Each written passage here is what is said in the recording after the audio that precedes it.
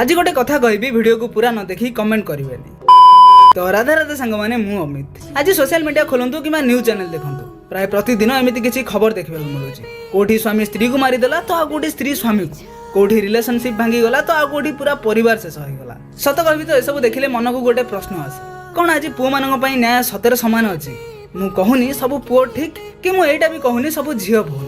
हेले गोटे कथा निश्चय कहबी, जितेबाला गोटे झील सह अन्याय हुए से समस्त आवाज उठाती, किंतु जितेबाला गोटे पुओ सह अन्याय हुए से लोक चुप कहीं रही जाती। आज एमती बहुत केस देखा मिलूँ जो पुरुष मैंने भी मानसिक चाप, पारिवारिक हिंसा और मिछ अभियोग शिकार होती। बस मु चाहूँगी न्याय जदि अच्छी सेटा गोटे जेंडर पाई नुहे, समस्त सामान हवा दरकार। पुओ हो कि झील दुही लुहर रंग एका, जे दोषी से पुरुष हो कि महिला दंड पाइबा दरकार। बस एटा मोर व्यक्तिगत मत। आपन को कौन लगुच कमेंट रे निश्चय जणातु।